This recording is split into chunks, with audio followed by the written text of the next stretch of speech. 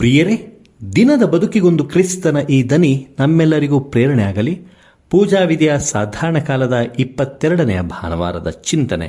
ಈ ಚಿಂತನೆಗೆ ನಿಮಗೆಲ್ಲರಿಗೂ ಸ್ವಾಗತ. ಪ್ರಿಯರೇ, ಪ್ರಭು ಯೇಸು ಕ್ರಿಸ್ತರಲ್ಲಿ ಆತ್ಮೀಯರೇ, ದೇವರ ವಾಕ್ಯವನ್ನು ಸ್ವೀಕರಿಸುವುದು ಎಂದರೆ ಕೇವಲ ಅದನ್ನು ಕೇಳಿ ಸಂತೋಷ ಪಡುವುದಲ್ಲ, ಅದು ನಮ್ಮ ಜೀವನದ ದಿಕ್ಕನ್ನೇ ಬದಲಾಯಿಸುವ ಕರೆಯನ್ನು ಸ್ವೀಕರಿಸುವುದಾಗಿದೆ. ಪ್ರಿಯರೇ, ದೇವರ ಚಿತ್ತವನ್ನು ಅನುಸರಿಸುವ ದಾರಿ ಯಾವಾಗಲೂ ಸುಲಭವಾಗಿರುವುದಿಲ್ಲ. ಪ್ರಿಯರೇ, ದೇವರ ವಾಕ್ಯವನ್ನು ಸಾರಿದಾಗ ಇಂದಿನ ಮೊದಲನೆಯ ವಾಚನದಲ್ಲಿ ನಾವು ಆಲಿಸಿದಂತೆ ಪ್ರವಾದಿ ಯೆರೆಮೀಯನು ನಿಂದೆ ಮತ್ತು ಪರಿಹಾಸ್ಯವನ್ನು ಅನುಭವಿಸುತ್ತಾನೆ.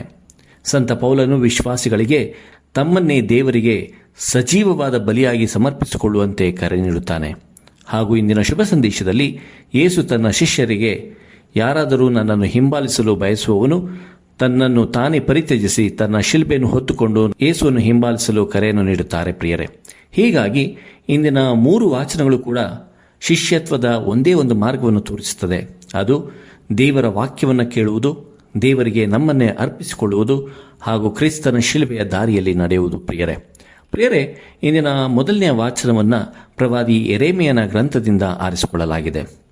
ಪ್ರಿಯರೇ, ಯೆರೆಮೀಯನು ಇಂದಿನ ಮೊದಲನೆಯ ವಾಚನದಲ್ಲಿ ಹೀಗೆ ಹೇಳುತ್ತಾನೆ: ಸರ್ವೇಶ್ವರನ ವಾಕ್ಯವನ್ನು ನಾನು ಸಾರಿದೆ, ನಿನ್ನೆ ಪರಿಹಾಸ್ಯಕ್ಕೆ ಗುರಿಯಾದೆ. ಇಲ್ಲಿ ಪ್ರವಾದಿ ಯೆರೆಮೀಯನ ಅನುಭವ ಬಹಳ ಆಳವಾದುದು. ಪ್ರಿಯರೇ, ದೇವರ ವಾಕ್ಯವನ್ನು ಸಾರಿದ ಕಾರಣ ಅವನಿಗೆ ಗೌರವ ಸಿಗಲಿಲ್ಲ. ಅದಕ್ಕೆ ಬದಲಾಗಿ ಅವನು ನಿಂದೆ, ಪರಿಹಾಸ್ಯ ಮತ್ತು ಹಿಂಸೆಯನ್ನು ಎದುರಿಸಬೇಕಾಯಿತು. ಆದ್ದರಿಂದ ಅವನು ಒಂದು ಕ್ಷಣದಲ್ಲಿ ಸರ್ವೇಶ್ವರನ ಹೆಸರಿನಲ್ಲಿ ಇನ್ನು ಮಾತಾಡೆನು ಎಂದುಕೊಳ್ಳುತ್ತಾನೆ. ಆದರೆ ದೇವರ ವಾಕ್ಯವನ್ನು ಅವನೊಳಗೆ ಮೌನಗೊಳಿಸಲು ಸಾಧ್ಯವಾಗಲಿಲ್ಲ. ಅದು ಅವನ ಎಲುಬುಗಳಲ್ಲಿ ಸುಡು ಬೆಂಕಿಯಂತೆ ಉರಿಯುತ್ತಿತ್ತು. ಪ್ರಿಯರೇ, ಇಲ್ಲಿ ಯೆರೆಮೀಯನ ನೋವಿನ ಮಧ್ಯದಲ್ಲಿ ಒಂದು ದೊಡ್ಡ ಆಧ್ಯಾತ್ಮಿಕ ಸತ್ಯ ಅಡಗಿದೆ. ಪ್ರಿಯರೇ, ದೇವರ ವಾಕ್ಯ ನಿಜವಾಗಿ ಹೃದಯವನ್ನು ಆವರಿಸಿಕೊಂಡಾಗ ಎಂತಹ ವಿರೋಧವೇ ಬಂದರೂ ಅದನ್ನು ತ್ಯಜಿಸಲು ಸಾಧ್ಯವಾಗುವುದಿಲ್ಲ. ಪ್ರವಾದಿ ಯೆರೆಮೀಯನು ತನ್ನ ನೋವನ್ನು ದೇವರಿಂದ ಮರೆಮಾಡಲಿಲ್ಲ. ಅವನು ತನ್ನ ನಿರಾಶೆ, ಸಂಕಟ ಮತ್ತು ಅಸಹಾಯಕತೆಯನ್ನು ದೇವರ ಮುಂದೆ ತೆರೆದಿಡುತ್ತಾನೆ. ಪ್ರಿಯರೇ, ಆದರೆ ಅವನ ನೋವು ಅವನ ದೈವಿಕರೆಯನ್ನು ಅವನಿಂದ ದೂರ ಮಾಡಲಿಲ್ಲ. ಇದರಿಂದ ನಾವು ಒಂದು ಮುಖ್ಯವಾದಂಥ ಆಧ್ಯಾತ್ಮಿಕ ಪಾಠವನ್ನು ಕಲಿತುಕೊಳ್ಳಬಹುದು. ಪ್ರಿಯರೇ, ವಿಶ್ವಾಸವೆಂದರೆ ನೋವು ಇಲ್ಲದಿರುವುದಲ್ಲ, ನೋವಿನ ನಡುವೆಯೂ ದೇವರ ವಾಕ್ಯವನ್ನು ಹಿಡಿದುಕೊಂಡಿರುವುದು. ಪ್ರಿಯರೇ, ಯೆರೆಮೀಯನು ದೇವರ ವಾಕ್ಯವನ್ನು ಸಾರಿದನು. ವಿರೋಧ ಬಂದಿತು, ಆದರೂ ದೇವರ ವಾಕ್ಯ ಅವನೊಳಗೆ ಬೆಂಕಿಯಂತೆ ಉರಿಯುತ್ತಲೇ ಇತ್ತು. ಆದ್ದರಿಂದ ಅವನ ನಿಷ್ಠೆ ಹೊರಗಿನ ಪರಿಸ್ಥಿತಿಯಿಂದ ಅಲ್ಲ, ಬದಲಿಗೆ ಒಳಗಿನ ದೇವರ ಕರೆಯಿಂದ ಬಂದದಾಗಿದೆ. ಇನ್ನು ಇಂದಿನ 2ನೆಯ ವಾಚನವನ್ನು ಸಂತ ಪೌಲರು ರೋಮನರಿಗೆ ಬರೆದ ಪತ್ರದಿಂದ ಆರಿಸಿಕೊಳ್ಳಲಾಗಿದೆ. ಪ್ರಿಯರೇ, ತನ್ನ ಪತ್ರದಲ್ಲಿ ಸಂತ ಪೌಲರು ಈ ರೀತಿಯಾಗಿ ಹೇಳುತ್ತಾರೆ: ನಿಮ್ಮನ್ನೇ ದೇವರಿಗೆ ಮೀಸಲಾದ, ಮೆಚ್ಚುಗೆಯಾದ, ಸಜೀವವಾದ ಬಲಿಯಾಗಿ ಸಮರ್ಪಿಸಿಕೊಳ್ಳಿರಿ, ಇದೇ ನೀವು ಸಲ್ಲಿಸಬೇಕಾದ ನಿಜವಾದ ಆರಾಧನೆ ಎಂಬುದಾಗಿ. ಆತ್ಮೀಯರೇ, ಪ್ರವಾದಿ ಯೆರೆಮೀಯನಲ್ಲಿ ದೇವರ ವಾಕ್ಯವು ಅವನೊಳಗೆ ಬೆಂಕಿಯಾಯಿತು.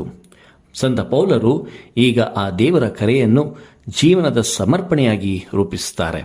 ಪ್ರಿಯರೇ, ಪೌಲನಿಗೆ ಆರಾಧನೆ ಎಂದರೆ ಕೇವಲ ದೇವಾಲಯದಲ್ಲಿ ಅಥವಾ ಪ್ರಾರ್ಥನೆಯಲ್ಲಿ ದೇವರನ್ನು ಆರಾಧಿಸುವುದಲ್ಲ, ಬದಲಿಗೆ ನಮ್ಮ ಜೀವನವೇ ದೇವರಿಗೆ ಬಲಿಯಾಗಬೇಕು. ಪ್ರಿಯರೇ, ಸಂತ ಪೌಲರು ಹೇಳುವ ಸಜೀವವಾದ ಬಲಿ ಎಂಬ ಮಾತು ಬಹಳ ಅರ್ಥಪೂರ್ಣವಾಗಿದೆ. ಪ್ರಿಯರೇ, ಹಳೆಯ ಒಡಂಬಡಿಕೆಯಲ್ಲಿ ಬಲಿಯನ್ನು ಬಲಿಪೀಠದ ಮೇಲೆ ಅರ್ಪಿಸಲಾಗುತ್ತಿತ್ತು. ಆದರೆ ಕ್ರಿಸ್ತನಲ್ಲಿ ಹೊಸ ಜೀವನ ಪಡೆದ ವಿಶ್ವಾಸಿ ತನ್ನನ್ನೇ ದೇವರಿಗೆ ಅರ್ಪಿಸಬೇಕು ಎಂಬುದಾಗಿ ಇಂದಿನ 2ನೆಯ ವಚನದಲ್ಲಿ ಸಂತ ಪೌಲರು ನುಡಿಯುತ್ತಾರೆ. ಅಂದರೆ ನನ್ನ ದೇಹ ದೇವರಿಗೆ, ನನ್ನ ಮನಸ್ಸು ದೇವರಿಗೆ, ನನ್ನ ಸಮಯ ಕೂಡ ದೇವರಿಗೆ, ನನ್ನ ಪ್ರತಿಭೆ ದೇವರಿಗೆ, ನನ್ನ ಸಂಬಂಧಗಳು ದೇವರಿಗೆ, ನನ್ನ ಸಂಪೂರ್ಣ ಜೀವನ ದೇವರಿಗೆ. ಆದರೆ ಈ ಸಮರ್ಪಣೆ ಹೇಗೆ ಸಾಧ್ಯ? ಪ್ರಿಯರೇ, ಸಂತ ಪೌಲರು ಮುಂದುವರಿಸುತ್ತಾ ಹೇಳುತ್ತಾರೆ: ಇಹಲೋಕದ ಆಚಾರ ವಿಚಾರಗಳಿಗೆ ಮಾರು ಹೋಗಬೇಡಿ, ಬದಲಿಗೆ ಮನಸಾಂತರಗೊಂಡು ನೂತನ ಜೀವಿಗಳಾಗಿ ಬಾಳಿರಿ ಎಂಬುದಾಗಿ. ಅಂದರೆ ದೇವರಿಗೆ ಅರ್ಪಿತವಾದ ಜೀವನವು ಮನಸ್ಸಿನ ಪರಿವರ್ತನೆಯಿಂದ ಆರಂಭವಾಗುತ್ತದೆ. ಲೋಕದ ಮೌಲ್ಯಗಳು ಒಂದು ದಿಕ್ಕಿನಲ್ಲಿ ಕರೆದೊಯ್ಯಬಹುದು. ಪ್ರಿಯರೇ, ದೇವರ ಚಿತ್ತ ಮತ್ತೊಂದು ದಿಕ್ಕಿನಲ್ಲಿ ನಮ್ಮನ್ನು ಕರೆದೊಯ್ಯುತ್ತದೆ. ಆದ್ದರಿಂದ ಕ್ರೈಸ್ತ ಶಿಷ್ಯನು ಲೋಕದ ಮನೋಭಾವಕ್ಕೆ ತಕ್ಕಂತೆ ತನ್ನನ್ನು ರೂಪಿಸಿಕೊಳ್ಳದೆ ದೇವರ ವಾಕ್ಯದಿಂದ ತನ್ನ ಮನಸ್ಸನ್ನು ನವೀಕರಿಸಿಕೊಳ್ಳಬೇಕಾಗಿದೆ. ಹೀಗೆ ಇಂದಿನ 2 ವಾಚನಗಳು ಕೂಡ ಪರಸ್ಪರ ಹೊಂದಾಣಿಕೆಯಾಗಿವೆ ಪ್ರಿಯರೇ. ಯೆರೆಮೀಯನು ದೇವರ ವಾಕ್ಯವನ್ನು ಸಾರುತ್ತಾರೆ. ಸಂತ ಪೌಲರು ಆ ವಾಕ್ಯಕ್ಕೆ ತಕ್ಕಂತೆ ಜೀವನವನ್ನು ದೇವರಿಗೆ ಅರ್ಪಿಸಲು ಕರೆಯನ್ನು ನೀಡುತ್ತಾರೆ. ಪ್ರಿಯರೇ, ಇಂದಿನ ಶುಭ ಸಂದೇಶವನ್ನು ಸ್ವಲ್ಪ ಧ್ಯಾನಿಸೋಣ. ಪ್ರಿಯರೇ, ಇಂದಿನ ಶುಭ ಸಂದೇಶದಲ್ಲಿ ಯೇಸು ಈ ಸಮರ್ಪಣಾ ಜೀವನದ ಬೆಲೆಯನ್ನು ಸ್ಪಷ್ಟಪಡಿಸುತ್ತಾರೆ. ಅವರು ತಮ್ಮ ಯಾತನೆ, ಮರಣ ಮತ್ತು ಪುನರುತ್ಥಾನದ ಕುರಿತು ಶಿಷ್ಯರಿಗೆ ತಿಳಿಸುತ್ತಾರೆ. ನಾನು ಜೆರುಸಲೇಮಿಗೆ ಹೋಗಬೇಕಾಗಿದೆ, ಅಲ್ಲಿ ಕಠಿಣವಾದ ಯಾತನೆಯನ್ನು ಅನುಭವಿಸಿ ಮರಣಕ್ಕೆ ತುತ್ತಾಗಿ 3ನೆಯ ದಿನ ಪುನರುತ್ಥಾನ ಹೊಂದಬೇಕಾಗಿದೆ ಎಂದು ಹೇಳುತ್ತಾರೆ. ಪ್ರಿಯರೇ, ಯೇಸುವಿನ ದಾರಿ ಶಿಲುಬೆಯ ಮೂಲಕ ಪುನರುತ್ಥಾನದ ಕಡೆಗೆ ಸಾಗುತ್ತದೆ. ಇಂದಿನ ಶುಭ ಸಂದೇಶ ಇಲ್ಲಿ 3 ಪ್ರಮುಖ ಅಂಶಗಳನ್ನು ಹೊಂದಿದೆ. ಮೊದಲನೆಯದಾಗಿ, ಮಾನವೀಯ ಆಲೋಚನೆಗಿಂತ ದೇವರ ಯೋಜನೆಯನ್ನು ಆರಿಸಬೇಕು. ಪೇತ್ರನು ಯೇಸುವಿನ ಯಾತನೆ ಮತ್ತು ಮರಣವನ್ನು ಕೇಳಿದಾಗ ಅದನ್ನು ಒಪ್ಪಿಕೊಳ್ಳಲು ಸಾಧ್ಯವಾಗಲಿಲ್ಲ. ಪ್ರಭು, ಹಾಗೆನ್ನಲೇಬೇಡಿ, ನಿಮಗೆಂದಿಗೂ ಹಾಗೆ ಸಂಭವಿಸದಿರಲಿ ಎಂಬುದಾಗಿ ನುಡಿಯುತ್ತಾನೆ. ಪೇತ್ರನ ಮಾತಿನಲ್ಲಿ ಪ್ರೀತಿ ಇದೆ ಪ್ರಿಯರೇ, ಆದರೆ ಅವನು ದೇವರ ಯೋಜನೆಯನ್ನು ಮಾನವೀಯ ದೃಷ್ಟಿಯಿಂದ ನೋಡುತ್ತಿದ್ದಾನೆ. ಅದೇ ಅವನು ಮಾಡಿದಂತಹ ತಪ್ಪು. ಆದ್ದರಿಂದ ಯೇಸು ಅವನಿಗೆ, ನಿನ್ನ ಈ ಆಲೋಚನೆ ಮನುಷ್ಯರದೇ ಹೊರತು ದೇವರದಲ್ಲ ಎಂಬುದಾಗಿ ಹೇಳುತ್ತಾರೆ. ಪ್ರಿಯರೇ, ಇದು ಇಂದು ನಮ್ಮೆಲ್ಲರಿಗೂ ಒಂದು ಅತ್ಯಂತ ಆಳವಾದಂಥ ಪ್ರಶ್ನೆಯನ್ನು ನಮ್ಮ ಮುಂದೆ ಇಡುತ್ತದೆ. ನಾನು ದೇವರ ಚಿತ್ತವನ್ನು ಸ್ವೀಕರಿಸುತ್ತಿದ್ದೇನೆಯೇ, ಅಥವಾ ದೇವರು ನನ್ನ ಇಚ್ಛೆಯಂತೆ ನಡೆಯಬೇಕೆಂದು ಬಯಸುತ್ತಿದ್ದೇನೆಯೇ? ದೇವರ ಚಿತ್ತವನ್ನು ಅನುಸರಿಸುವುದು ಎಂದರೆ ದೇವರು ನನ್ನ ಯೋಜನೆಯನ್ನು ಆಶೀರ್ವದಿಸಬೇಕು ಎನ್ನುವುದಲ್ಲ, ಬದಲಾಗಿ ನನ್ನ ಯೋಜನೆಗಿಂತ ದೇವರ ಯೋಜನೆ ದೊಡ್ಡದು ಎಂದು ನಂಬುವುದಾಗಿದೆ ಪ್ರಿಯರೇ. ಇನ್ನು ಎರಡನೆಯದಾಗಿ, ತನ್ನನ್ನು ತಾನೇ ಪರಿತ್ಯಜಿಸಿ ಎಂಬುದಾಗಿ ಇಂದಿನ ಶುಭ ಸಂದೇಶದಲ್ಲಿ ಯೇಸು ಸ್ವಾಮಿ ನುಡಿಯುತ್ತಾರೆ. ಅಂದರೆ ಸ್ವಂತ ಇಚ್ಛೆಯನ್ನು ದೇವರ ಚಿತ್ತಕ್ಕೆ ಅಧೀನಪಡಿಸುವುದು. ಪ್ರಿಯರೇ, ಯೇಸು ಹೀಗೆ ಹೇಳುತ್ತಾರೆ, ಯಾರಿಗಾದರೂ ನನ್ನನ್ನು ಹಿಂಬಾಲಿಸಲು ಮನಸ್ಸಿದ್ದರೆ ಅವನು ತನ್ನನ್ನು ತಾನೇ ಪರಿತ್ಯಜಿಸಿ ಎಂಬುದಾಗಿ. ಇದು ಕ್ರೈಸ್ತ ಶಿಷ್ಯತ್ವದ ಕೇಂದ್ರವಾಗಿದೆ ಪ್ರಿಯರೇ. ತನ್ನನ್ನು ತಾನೇ ಪರಿತ್ಯಜಿಸುವುದು ಎಂದರೆ ತನ್ನ ವ್ಯಕ್ತಿತ್ವವನ್ನು ದ್ವೇಷಿಸುವುದಲ್ಲ, ಸ್ವಾರ್ಥವನ್ನು ಜೀವನದ ಕೇಂದ್ರವಾಗಿರಿಸದಿರುವುದು ಪ್ರಿಯರೇ. ರೋಮನರಿಗೆ ಬರೆದ ಪತ್ರದಲ್ಲಿ ಸಂತ ಪೌಲರು ಈ ರೀತಿಯಾಗಿ ಹೇಳುತ್ತಾರೆ, ನಿಮ್ಮನ್ನೇ ಸಜೀವ ಬಲಿಯಾಗಿ ಸಮರ್ಪಿಸಿಕೊಳ್ಳಿರಿ. ಪ್ರಿಯರೇ, ಸಂತ ಪೌಲರ ಈ ಕರೆಯೇ ಇಂದಿನ ಶುಭ ಸಂದೇಶದಲ್ಲಿ ಯೇಸುವಿನ ಮಾತಿನಲ್ಲಿ ಮತ್ತಷ್ಟು ಸ್ಪಷ್ಟವಾಗುತ್ತದೆ. ತನ್ನನ್ನು ತಾನೇ ಪರಿತ್ಯಜಿಸಿ ನನ್ನನ್ನು ಹಿಂಬಾಲಿಸಲಿ. ಹೀಗಾಗಿ ಸಂತ ಪೌಲರ ಸಮರ್ಪಣೆ ಮತ್ತು ಯೇಸುವಿನ ಸ್ವಪರಿತ್ಯಾಗ ಒಂದೇ ಶಿಷ್ಯತ್ವದ 2 ಮುಖಗಳನ್ನು ನಮಗೆ ತಿಳಿಯಪಡಿಸುತ್ತದೆ. ಕ್ರೈಸ್ತ ಜೀವನದ ಪ್ರಶ್ನೆ ನನಗೆ ಏನು ಬೇಕು ಎಂಬುದರಿಂದ ದೇವರಿಗೆ ಏನು ಬೇಕು ಎಂಬುದಕ್ಕೆ ಬದಲಾಗಬೇಕು ಪ್ರಿಯರೇ. ಇನ್ನು 3ನೇದಾಗಿ, ತನ್ನ ಶಿಲುಬೆಯನ್ನು ಹೊತ್ತುಕೊಂಡು ನನ್ನನ್ನು ಹಿಂಬಾಲಿಸಲಿ. ಈ ಮೂಲಕ ಯೇಸು ಶಿಷ್ಯತ್ವದ ಅಂತಿಮ ಗುರುತನ್ನು ನೀಡುತ್ತಾರೆ. ಪ್ರಿಯರೇ, ತನ್ನ ಶಿಲುಬೆಯನ್ನು ತಾನೇ ಹೊತ್ತುಕೊಂಡು ನನ್ನನ್ನು ಹಿಂಬಾಲಿಸಲಿ. ಯೇಸು ಮೊದಲು ತನ್ನ ಶಿಲುಬೆಯ ಬಗ್ಗೆ ಮಾತನಾಡುತ್ತಾರೆ, ನಂತರ ಶಿಷ್ಯನ ಶಿಲುಬೆಯ ಬಗ್ಗೆ ಮಾತನಾಡುತ್ತಾರೆ. ಅಂದರೆ ಶಿಷ್ಯನು ಕೇವಲ ಯೇಸುವಿನ ಬೋಧನೆಗಳನ್ನು ಕೇಳುವುದಲ್ಲ, ಯೇಸು ನಡೆದ ದಾರಿಯಲ್ಲಿ ನಡೆಯಬೇಕು.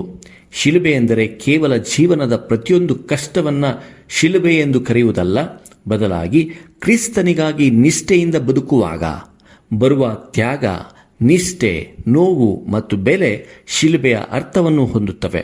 ಪ್ರಿಯರೇ, ಯೆರೆಮೀಯನಿಗೆ ದೇವರ ವಾಕ್ಯವನ್ನು ಸಾರಿದ ಕಾರಣ ನಿಂದೆ ಬಂತು. ಪೌಲನು ತನ್ನನ್ನೇ ದೇವರಿಗೆ ಅರ್ಪಿಸಲು ಕರೆಯುತ್ತಾರೆ. ಯೇಸು ತನ್ನ ಶಿಷ್ಯನಿಗೆ ಶಿಲುಬೆಯನ್ನು ಹೊತ್ತು ನನ್ನನ್ನು ಹಿಂಬಾಲಿಸು ಎಂದು ಹೇಳುತ್ತಾರೆ. ಹೀಗಾಗಿ ಯೆರೆಮೀಯನ ನಿಷ್ಠೆ, ಸಂತ ಪೌಲರ ಸಮರ್ಪಣೆಯ ಬದುಕು ಮತ್ತು ಯೇಸುವಿನ ಶಿಲುಬೆಯ ಶಿಷ್ಯತ್ವ ಇವು 3 ಬೇರೆ ಬೇರೆ ಸಂದೇಶಗಳಲ್ಲ, ಬದಲಿಗೆ ದೇವರ ಕರೆಯನ್ನು ಬದುಕುವ 3 ಹಂತಗಳನ್ನು ನಮಗೆ ತಿಳಿಯಪಡಿಸುತ್ತದೆ. ಹಾಗಾದರೆ ಇಂದಿನ ವಾಚನಗಳನ್ನು ನಮ್ಮ ಜೀವನದಲ್ಲಿ ನಾವು ಹೇಗೆ ಜೀವಿಸುವುದು? ಮೊದಲನೆಯದಾಗಿ, ದೇವರ ವಾಕ್ಯವನ್ನು ಕೇಳಿ ಅದಕ್ಕೆ ನಿಷ್ಠರಾಗೋಣ. ಪ್ರವಾದಿ ಯೆರೆಮೀಯನಂತೆ ದೇವರ ವಾಕ್ಯವನ್ನು ಕೇವಲ ಕೇಳದೆ ಅದು ನಮ್ಮೊಳಗೆ ಸುಡು ಬೆಂಕಿಯಾಗಲಿ ಪ್ರಿಯರೇ. ವಿರೋಧ ಬಂದರೂ, ಜನರು ಅರ್ಥ ಮಾಡಿಕೊಳ್ಳದಿದ್ದರೂ ದೇವರ ಸತ್ಯದಿಂದ ಹಿಂದೆ ಸರಿಯದಿರೋಣ. ಜನರ ಮೆಚ್ಚುಗೆಗಿಂತ ದೇವರ ವಾಕ್ಯಕ್ಕೆ ನಿಷ್ಠೆ ಮುಖ್ಯ ಪ್ರಿಯರೇ. ಇನ್ನು ಎರಡನೆಯದಾಗಿ, ಪ್ರತಿದಿನ ನಮ್ಮನ್ನೇ ದೇವರಿಗೆ ಅರ್ಪಿಸೋಣ. ರೋಮನರಿಗೆ ಬರೆದ ಪತ್ರದ ಕರೆಯನ್ನು ನಮ್ಮ ಜೀವನದಲ್ಲಿ ಅಳವಡಿಸಿಕೊಳ್ಳೋಣ. ಪ್ರಭುವೇ, ನನ್ನ ಜೀವನ ನಿಮ್ಮದು.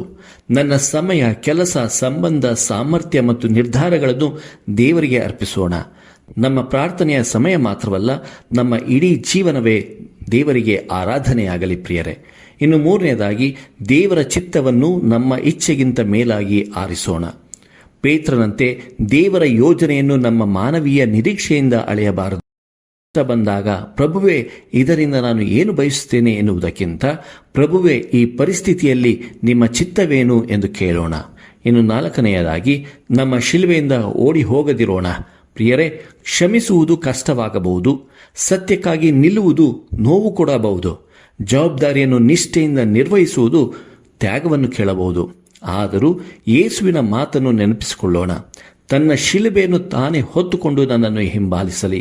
ಶಿಲುಬೆಯನ್ನು ತಪ್ಪಿಸುವುದಲ್ಲ, ಕ್ರಿಸ್ತನೊಂದಿಗೆ ಅದನ್ನು ಹೊರುವುದೇ ನಿಜವಾದಂತಹ ಶಿಷ್ಯತ್ವ. ಪ್ರಿಯರೇ, ಇನ್ನು ಕೊನೆಯದಾಗಿ ಪ್ರಾಣವನ್ನು ಉಳಿಸಿಕೊಳ್ಳುವುದು ಎಂಬ ಲೋಕದ ಮಾನದಂಡವನ್ನು ಬದಲಿಸೋಣ. ಯೇಸು ಹೇಳುತ್ತಾರೆ, ನನ್ನ ನಿಮಿತ್ತ ತನ್ನ ಪ್ರಾಣವನ್ನು ಕಳೆದುಕೊಳ್ಳುವವನು ಅದನ್ನು ಕಂಡುಕೊಳ್ಳುವನು ಎಂಬುದಾಗಿ.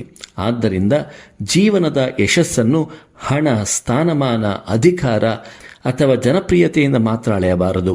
ಯೇಸುವಿನ ಪ್ರಶ್ನೆ ಇನ್ನೂ ನಮ್ಮ ಮುಂದೆ ನಿಂತಿದೆ. ಪ್ರಿಯರೇ, ಪ್ರಪಂಚವನ್ನೆಲ್ಲ ಗೆದ್ದುಕೊಂಡರೂ ಒಬ್ಬನು ತನ್ನ ಪ್ರಾಣವನ್ನೇ ಕಳೆದುಕೊಂಡರೆ ಅದರಿಂದ ಅವನಿಗೆ ದೊರಕುವ ಲಾಭವೇನು? ನಮ್ಮ ಆತ್ಮಕ್ಕಿಂತ ದೊಡ್ಡ ಸಂಪತ್ತು ಯಾವುದೂ ಇಲ್ಲ. ಪ್ರಿಯರೇ, ಇಂದಿನ 3 ವಾಚನಗಳು ನಮಗೆ ಶಿಷ್ಯತ್ವದ ಒಂದು ಸಂಪೂರ್ಣ ಚಿತ್ರಣವನ್ನು ನೀಡುತ್ತದೆ. ಪ್ರವಾದಿ ಯೆರೆಮೀಯನು ದೇವರ ವಾಕ್ಯವನ್ನು ಸಾರುವಾಗ ವಿರೋಧ ಬಂದರೂ ನಿಷ್ಠೆಯಿಂದ ನಿಲ್ಲಬೇಕು ಎಂಬುದಾಗಿ ನಮಗೆ ಕಲಿಸುತ್ತಾನೆ. ಸಂತ ಪೌಲರು ದೇವರ ಅನುಗ್ರಹಕ್ಕೆ ಪ್ರತಿಕ್ರಿಯೆಯಾಗಿ ನಮ್ಮನ್ನೇ ಸಜೀವ ಬಲಿಯಾಗಿ ದೇವರಿಗೆ ಅರ್ಪಿಸಬೇಕು ಎಂಬುದಾಗಿ ನಮಗೆ ಕಲಿಸಿಕೊಡುತ್ತಾರೆ. ಯೇಸು ದೇವರ ಚಿತ್ತವನ್ನು ಮಾನವೀಯ ಆಲೋಚನೆಗಿಂತ ಮೇಲಾಗಿ ಆರಿಸಿ ನಮ್ಮನ್ನು ನಾವೇ ಪರಿತ್ಯಜಿಸಿ ಶಿಲುಬೆಯನ್ನು ಹೊತ್ತು ಯೇಸುವನ್ನು ಹಿಂಬಾಲಿಸಬೇಕು ಎಂಬುದಾಗಿ ನಮಗೆ ಕಲಿಸಿಕೊಡುತ್ತಾರೆ. ಹೀಗಾಗಿ ಪ್ರಿಯರೇ, ಇಂದಿನ 3 ವಾಚನಗಳ ಸಂದೇಶವನ್ನು ಒಂದೇ ವಾಕ್ಯದಲ್ಲಿ ಹೇಳುವುದಾದರೆ, ದೇವರ ವಾಕ್ಯವನ್ನು ಹೃದಯದಲ್ಲಿ ಸ್ವೀಕರಿಸೋಣ, ನಮ್ಮ ಜೀವನವನ್ನು ದೇವರಿಗೆ ಅರ್ಪಿಸೋಣ ಮತ್ತು ನಮ್ಮ ಶಿಲುಬೆಯನ್ನು ಹೊತ್ತು ಕ್ರಿಸ್ತನನ್ನು ನಿಷ್ಠೆಯಿಂದ ಹಿಂಬಾಲಿಸೋಣ. ಪ್ರವಾದಿ ಯೆರೆಮೀಯನಂತೆ ದೇವರ ವಾಕ್ಯ ನಮ್ಮೊಳಗೆ ಬೆಂಕಿಯಂತೆ ಉರಿಯಲಿ. ಸಂತ ಪೌಲರಂತೆ ನಮ್ಮ ಜೀವನವೇ ದೇವರಿಗೆ ಸಜೀವ ಬಲಿಯಾಗಲಿ. ಸಂತ ಪೇತ್ರನ ತಪ್ಪಿನಿಂದ ಕಲಿತು ಮಾನವೀಯ ಆಲೋಚನೆಗಿಂತ ದೇವರ ಚಿತ್ತವನ್ನು ಆರಿಸೋಣ ಮತ್ತು ಯೇಸುವಿನ ಕರೆಯನ್ನು ಸ್ವೀಕರಿಸಿ ನನ್ನ ಇಚ್ಛೆಯಲ್ಲ ನಿಮ್ಮ ಚಿತ್ತವೇ ನಡೆಯಲಿ ಎಂದು ಪ್ರತಿದಿನ ದೇವರಲ್ಲಿ ಹೇಳೋಣ. ಕೊನೆಯಲ್ಲಿ ನಮ್ಮ ಜೀವನದ ಪ್ರಶ್ನೆ ಪ್ರಿಯರೇ, ನಾನು ಕ್ರಿಸ್ತನನ್ನು ಕೇವಲ ನಂಬುತ್ತಿದ್ದೇನೆಯೇ, ವಿಶ್ವಾಸಿಸುತ್ತಿದ್ದೇನೆಯೇ ಅಥವಾ ನಿಜವಾಗಿಯೂ ಕ್ರಿಸ್ತನನ್ನು ಹಿಂಬಾಲಿಸುತ್ತಿದ್ದೇನೆಯೇ? ಕ್ರಿಸ್ತನನ್ನು ನಂಬುವುದು ವಿಶ್ವಾಸದ ಆರಂಭ. ಕ್ರಿಸ್ತನ ಶಿಲುಬೆಯ ದಾರಿಯಲ್ಲಿ ನಡೆಯುವುದು ಶಿಷ್ಯತ್ವದ ಪೂರ್ಣತೆ. ಪ್ರಿಯರೇ, ಪ್ರಭು ಯೇಸುವೆ, ನಿಮ್ಮ ವಾಕ್ಯಕ್ಕೆ ನಿಷ್ಠರಾಗುವ ಹೃದಯವನ್ನು, ನಮ್ಮನ್ನೇ ನಿಮಗೆ ಅರ್ಪಿಸುವ ಮನಸ್ಸನ್ನು, ನಮ್ಮ ಶಿಲುಬೆಯನ್ನು ಹೊತ್ತು ನಿಮ್ಮನ್ನು ಹಿಂಬಾಲಿಸುವ ಧೈರ್ಯವನ್ನು ನಮಗೆ ನೀಡಿರಿ. ಆಮೇನ್. ದೇವರು ನಮ್ಮೆಲ್ಲರನ್ನು ಆಶೀರ್ವದಿಸಲಿ. ಇದು ದನಿಮಾಧ್ಯಮ ಮನೆಯ ಕೊಡುಗೆ. 1ನೇ ಸ್ವಾಮಿ ಶಾಂತಕುಮಾರ್ ಜೆ, ಬೆಂಗಳೂರು ಮಹಾಧರ್ಮ ಕ್ಷೇತ್ರ. ಪ್ರಿಯರೇ, ಈ ಚಾನೆಲ್ ಅನ್ನು ಸಬ್ಸ್ಕ್ರೈಬ್ ಮಾಡಿ ಪ್ರತಿದಿನ ದೇವರ ವಾಕ್ಯವನ್ನು ಆಲಿಸುತ್ತಾ ಅದನ್ನು ಇತರರೊಂದಿಗೆ ಹಂಚಿಕೊಳ್ಳಲು ನಮಗೆ ನೆರವಾಗಿರಿ. ಧನ್ಯವಾದಗಳು.